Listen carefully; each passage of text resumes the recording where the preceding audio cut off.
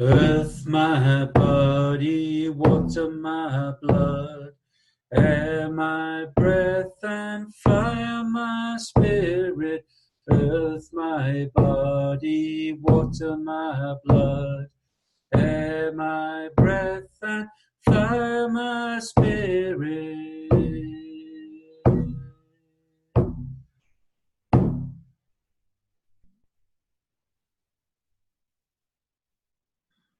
The mind makes a great servant, but a poor master. My Tai Chi teacher always used to say to me that mind moves first. Usually a thought will arise in the mind. That will generate a feeling in the body, and that will result in a response. So it makes sense that if we become the master of our minds, we can, in effect, control our emotions and responses, and therefore the course that our lives take. Hello, and welcome to the 6th episode of the Bring Him Home Sacred Masculinity Rising podcast series. This is our time and space to explore the principles, stories, and experiences of what it looks like to walk the road and embody the sacred masculine. My name is Miguel, and I am the author of Bring Him Home, a twin flame love story, which is my true story of a conscious, passionate, and loving relationship with an extraordinary and beautiful woman, and how it played a significant role in the rising of my own sacred masculinity and the courageous journey I embarked on from my head back to my heart. My intention is that through sharing my personal love story in the book and creating this podcast series, I will provide the listeners with ideas of how they can catalyze their own journey to sacred masculinity. And this will in turn facilitate the divine twin flame union within the hearts of many men and women, so that we can create a more beautiful world for our children and the generations to come. Find out more about my book and the rest of my work at my website, migueldeen.net. So, the 5th principle, which we're going to touch on today, focuses on our minds. Principle 5 is, I am vigilant in my goal of mastering my mind. You see, there are different levels of you. Let's just look at it in a simple way for the benefit of this principle as the mind or egoic self and the higher self. Perhaps a more child-friendly way of looking at this is to liken them to Winnie the Pooh as the higher self and Piglet as the lower self, the characters from the famous children's stories by A.A. Milne. The higher self, or consciousness, is that which needs cultivating if we are to walk the path of the sacred masculine. Many people, it seems less conscious people, just believe that they are their minds. They hear these thoughts, this talking, this voice in the head, and they believe that it is them. But the sacred masculine knows that in a way our brains are just kind of antennae that pick up information. And we receive, thoughts. If you ever wondered, where do thoughts come from? Where do they arise from? They just seem to appear out of nowhere in our minds. But these thoughts are stored. They are there all the time in the collective consciousness, and our mind, like a radio antennae, can tune in and pick up these thoughts. So often the thoughts of the mind aren't actually even our thoughts. They're thoughts that we're just picking up from the collective. These days, I choose to call it the mind rather than my mind, because so much of the time when I look at it closely and I observe and witness what's happening with my mind, I think, well, that's not, that's an old pattern, or that's not, that's got nothing to do with me. Where is that fear or those thoughts come from? Sometimes we just pick them up. So to begin with, we just have to have this awareness that I am not my mind, and that we can cultivate this awareness and this watching, this observing, this witness of the mind. And then we can begin to choose our thoughts, which will choose our emotional responses, and which will then choose our actions and our words and how the outcomes of our lives. A good analogy for looking at the mind is from the metaphor really of the stagecoach. That, if you can imagine that there's a stagecoach and it's driving along, an old stagecoach, and there are horses pulling it, and there's a person sat on the top outside on the stagecoach that's in charge of the horses, and he's telling cracking the whip and making them go faster or slower and steering them a little bit. And this, in a way, is the mind. The mind believes a lot of the time, that he is in charge, that he is operating the vehicle of our lives, the stagecoach. But all of a sudden, a voice comes from inside the stagecoach. Now, this is the higher self who shouts up to the driver, "Hey, slow down, we need to stop here," or let's just, let's take a little detour over there. That is the higher self. And so often the person driving the stagecoach on the top thinks, which is representative of the mind, thinks that he is in charge. But it's not like that. We are that person, that consciousness, that observer, that witness. That is the highest sense of the I am. And the sacred masculine recognizes this. So a while ago, I learned a really important little equation, which was actually came from Stephen Covey in his 7 Habits of Highly Effective People. And it's something that's really stayed with me, and I've passed it on to so many different people, and they've told me of how valuable it is. So I'm deeply grateful to Stephen Covey. Whether it was his initial idea or not, I'm not quite sure. So the equation is E plus R equals O. E plus R equals O. And what that stands for is event plus response equals outcome.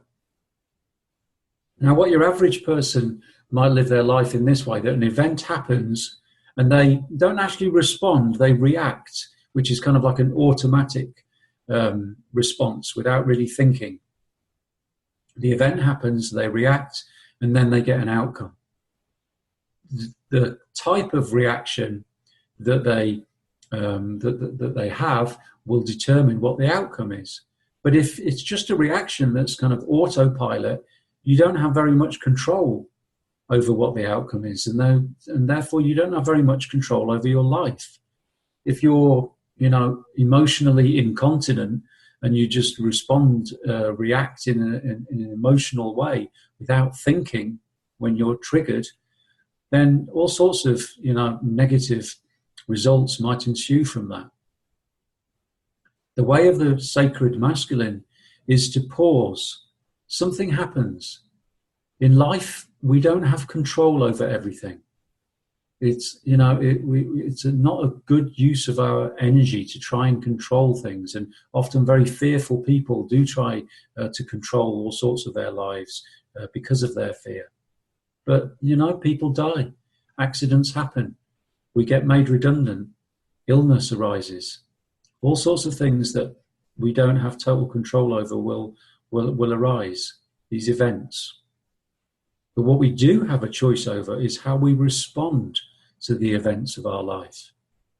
But that means that we have to pause. We have to pause our minds, and we have to just look perhaps at what are the different options.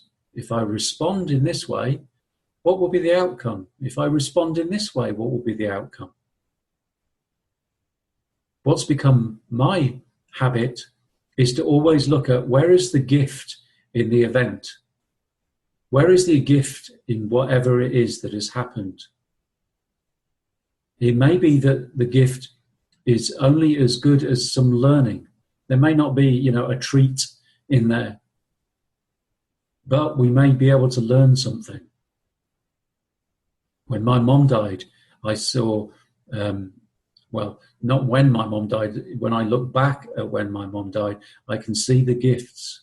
I can see how if my life had taken another course, if she hadn't have died, then things would have been different and I wouldn't have gone in search of the divine feminine in quite the way that I had. And every little thing, every little experience that I've had on the way has led me to who I am today, which is who I choose to be. The times when I suffered through physical illness because I neglected my health, the gift there was that I learned to be resilient. I learned to honor my body. I learned to persevere. I learned about pain. I learned about discomfort. And I stopped taking for granted this gift of life and this human body. When we stop and pause with events, we can always see that there is something of value in there, because everything that is happening in life is happening for our highest good. It's all happening for our highest good. The mind is programmed to focus on negative things, but for our own survival. The primitive mind, it's trained to look out for problems, for challenges, for the neighboring tribe, getting close, for a wild animal lurking in the undergrowth. So we have to train our minds to focus on what we choose for them to focus on, because we know that to a large extent, our focus will determine our reality. But we practice this through mindfulness or through meditation. We become the witness of our minds. We watch it and we observe. I don't believe that becoming enlightened, and as I walk deeper and deeper the path of the sacred masculine, that we reach a point where, nothing bad or challenging happens. I think the coming home is that we are not so swayed and not so affected by what happens, because we witness it and we see, there's something that some would label bad happening. Let's watch and learn and feel that, because it is part of this human experience. And here is something that's happening that is beautiful and joyous and brings sensations of pleasure. Let's experience that and witness that, because that is another aspect of what it is to be human.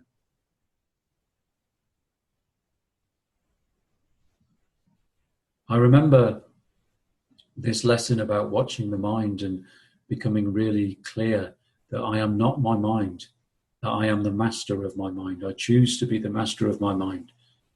I was at a conference and I was speaking, and I wasn't having a terribly good time in my life at the time. I was pretty low and I was tired and depleted, and my self-worth was struggling a little bit.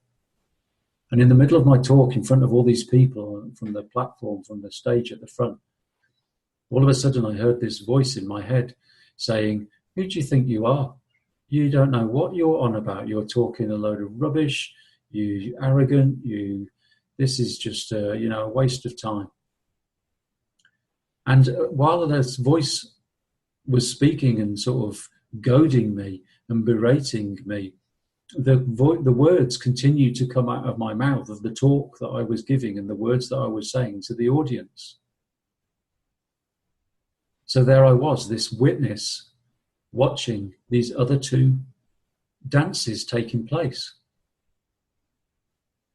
The witness watching the words coming out of my mouth and hearing myself speak to the audience, and at the same time witnessing this voice in my head putting me down, giving me a hard time. And in that moment, it was so clear, I am not the mind. I really am not the mind. The mind is a bit like an overanxious parent. It runs on fear so much of the time. It has our best interests at heart. I'm not one of these people that believes in, killing the egoic mind. It's a good servant. The mind makes a great servant. But it should be the servant, in my understanding, the servant of the heart. I am the master of my mind, and then together, the heart and the mind work beautifully together. I'll share a little piece that I wrote, which alludes to this fearful aspect of our minds and life, and how fear does show up. It's called Walking with Fear. Yes, I feel your presence, my old friend. Your unsought company prevails, despite my requests to walk this path alone. Perhaps you know best. For a while now you have no longer led, and you no longer walk beside me, but instead linger in the shadows, bringing up the rear. When I glance over my shoulder, I can see the echo of your icy presence, where you stood moments before as you weave your elusive dance, slinking behind tree and rock. Come out, come and join me once more. It seemed at times that you would always walk this road with me, and that I should resign myself to your company. But now we both know that this is not true. But how can I abandon you when I know you have served me so well? When I see how you have only accentuated the light by the contrast of your heavy greyness that obscured my vision at times. And I knew that those were the times when I would do best to halt my progress, to pause the trudge of my weary footsteps and sit a while with you. On those long nights, you insisted that I should not light a fire to warm my bones, but that together we should huddle under your blanket of not knowing and shiver and tremble a little. I see the value now of your hard wisdom, but now we travel through new lands. You made a poor master, but you are a servant of worth. You keep me nimble on my toes, and when the night closes in, you remind me to keep feeding the fire that is so welcome after so many moons without. Yes, those endless haunted nights are now long past, and the flickering dancing flames of peace and wisdom now soothe and nurture this body. All darkness is incomplete, now that the fire of truth burns strong at my centre, and I see the way ahead lit by the soft orange glow from my eyes. And this seeing reveals the silhouette of the mountain in the distance. Yes, there is another winding ascent to walk, and I invite you to join me. I know of your concern for me and your desire to keep your watchful eye on me. You are welcome, for you and I are old friends, and perhaps we have this one last adventure to share. We will climb this mountain together. Come close now. There is no need to slink in the shadows any longer. Come take my hand in yours and let the glow of my loving touch warm you. Let us walk together this stretch of the road, for we both know that as we reach this summit, our time together will be at an end. As the dawn breaks and the fullness of light returns, I know that you will be scared and uneasy, but know that you are safe with me and that our parting will be a blessing. You know too that our friendship has run its course. Our time together is at an end, and there are new beginnings that await us, for you have others to serve. So come now, for the mountain of union is inviting and daunting, and I have no choice but to yield to the pull.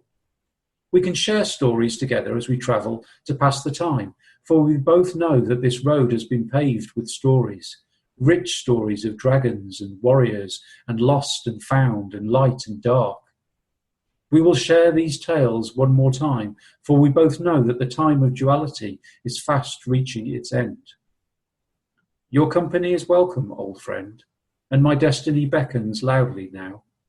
The call of the circling buzzard above the mountain's crown echoes down the valley.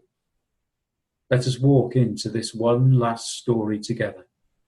Be my chaperone and see me safely to to the waking of this dream.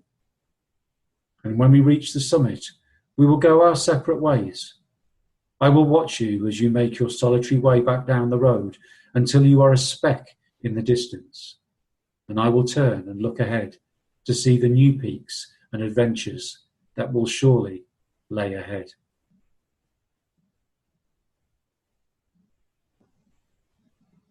The sacred masculine knows that he is not his mind. He understands fear, and he chooses to work vigilantly in mastering his mind so that he can become the best version of himself possible and contribute his gifts and skills in service of the collective. He knows that it is not so much what happens in life, but how he chooses to respond that makes the difference. Event plus response with a pause equals outcome. I will end with the blessing from the front of my book, Bring Him Home, a twin flame love story. May the energy of this podcast be a catalyst for the union of the divine feminine and masculine energies within the hearts of all men and women. May we have the willingness and determination to make the journey from our heads back to our hearts. May we learn to father and mother ourselves and take care of our inner child. And may we remember what it is to love ourselves, each other, all sentient beings, and this sacred earth, for ourselves, our children, and the generations to come. Thank you for joining me today. I am Miguel Dean, catalyzing the twin flame union of the divine masculine and feminine energies within hearts of men and women. I'm the author of my new book, Bring Him Home, a twin flame love story, published by Sacred Stories Publishing and available online through booksellers worldwide. If you like, you can also get a signed copy from my website, migueldean.net. I invite you to subscribe to this podcast and to join me next time, where we will explore the sixth principle of sacred masculinity, which is, I am guided by the inner compass of my integrity. Until we meet again, be well. Aho.